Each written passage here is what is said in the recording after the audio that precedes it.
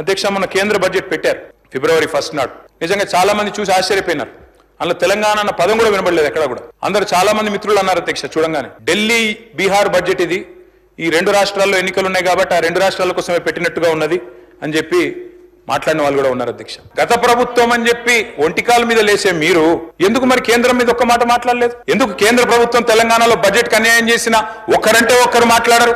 కేంద్ర ప్రభుత్వం బడ్జెట్ లో అధ్యక్ష పైన కర్ణాటకలోనేమో అప్పర్ భద్ర అనే ప్రాజెక్టు జాతీయ హోదా ఇస్తుంది అధ్యక్ష, కింద పోలవరం ఆంధ్రప్రదేశ్ కి, పక్కన మధ్యప్రదేశ్ లో కెన్ బెత్వా ప్రాజెక్టు జాతీయ హోదా. అధ్యక్ష వాళ్ళందరికి ఇచ్చినందుకు మనకేమి ఈర్ష లేదు, అసూయ లేదు, బాధ లేదు, కోపం లేదు. కానీ తెలంగాణ కూడా ఇవ్వాలి కదా అధ్యక్ష. జాతి నిర్మాణానికి బ్రహ్మాండంగా సహకరిస్తున్నప్పుడు, జాతి నిర్మాణంలో పాలు పంచుకుంటున్నప్పుడు మన కాళేశ్వరానికో పాలమూరు రంగారెడ్డి ఎత్తిపోతల పథకానికో ఒక్క ప్రాజెక్టుకు జాతీయ హోదా ఇవ్వకపోతే నిరసన చెప్పాల్సిన బాధ్యత మన మీద లేదా అధ్యక్ష? హైదరాబాద్ కు మనం ఒక ఆర్బిట్రేషన్ సెంటర్ పెట్టుకున్నాం అధ్యక్ష, హైదరాబాద్ ఇంటర్నేషనల్ ఆర్బిట్రేషన్ సెంటర్ అని. అది కూడా చూసి ఓర్వలేదు అధ్యక్ష. మనం పెట్టిన 6 నెలల లోపలనే గుజరాత్ లో గిఫ్ట్ సిటీలో వాళ్ళొక పోటీ సంస్థ తెచ్చి నిర్మలా సీతారామన్ గారు బడ్జెట్ లో 100 కోట్లు పెట్టి అక్కడ పెట్టారు అధ్యక్ష పోటీ సంస్థ. తెలంగాణ పుట్టుకనే ప్రశ్నించారు అధ్యక్ష.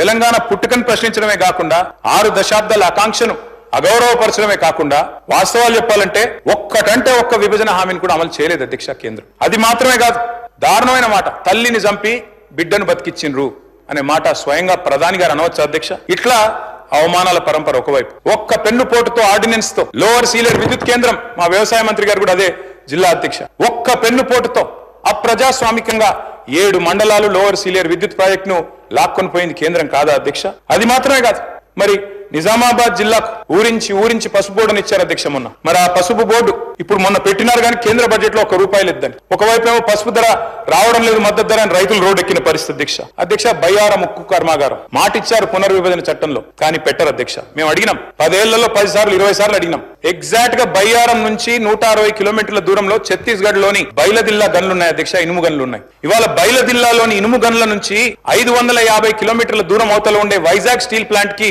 అక్కడికి వెళ్ళి ఇనుము పోతుంది సార్. అట్లే ఈ రోజు నేషనల్ హైవే వేస్తున్నారు, అక్కడ నుంచి ముంద్రా పోర్టు తీసుకుపోతారట గుజరాత్ కి 1800 కిలోమీటర్ల అవతలకి, ఏది బయలదిల్లాకి వెళ్ళి తీసుకుపోతారట. కానీ 180 కిలోమీటర్ల ఇవతలు ఉన్న 160 కిలోమీటర్ల దగ్గరలో ఉన్న బయ్యారంలో మాత్రం స్టీల్ ప్లాంట్ పెట్టడానికి ఇనుము మంచిగా లేదు, అక్కడ క్వాలిటీ లేదు అని మాట్లాడతారు అధ్యక్ష. మరి దీన్ని అడగొద్దా?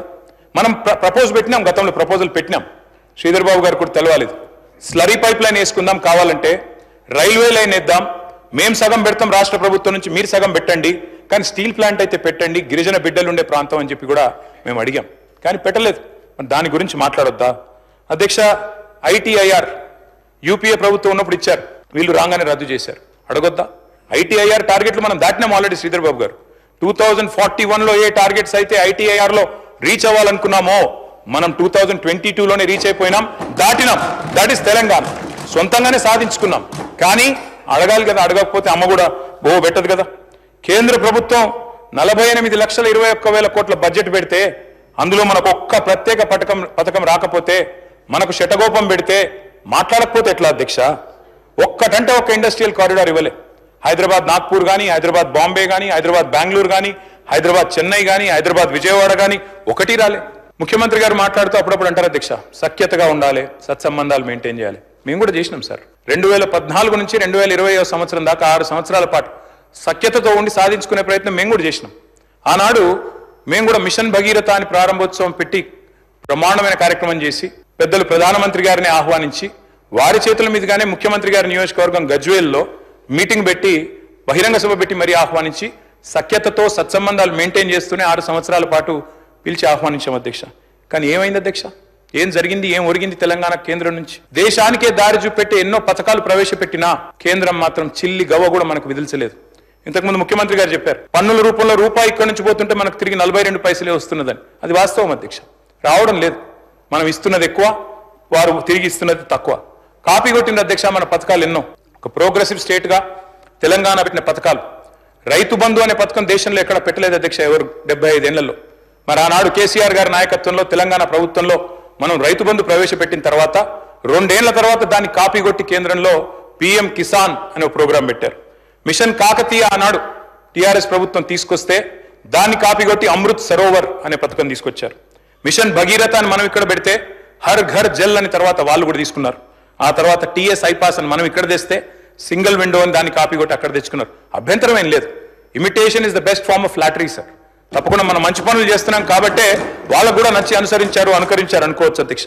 కానీ బాధ ఎక్కడ అనిపిస్తుంది అంటే ఇవన్నీ అనుకరిస్తారు, మన బాటలో నడుస్తారు, మన డబ్బులు పన్నుల రూపంలో తీసుకుంటారు, కానీ తిరిగి మాత్రం మనకేమీ రాదు అధ్యక్ష. వస్తారు అధ్యక్ష కేంద్ర మంత్రులు దండయాత్రకు వస్తారు, వచ్చినప్పుడు మాత్రం నిజంగా అధ్యక్ష వాళ్ళ పర్యటనలకైనా ఖర్చులు ఇచ్చినా ఇక్కడ 2-3 ప్రాజెక్టులు పూర్తి అవుతున్నాయి అధ్యక్ష. గంతమంది వస్తారు వచ్చినప్పుడు మాత్రం, వాస్తవం అధ్యక్ష ఇది.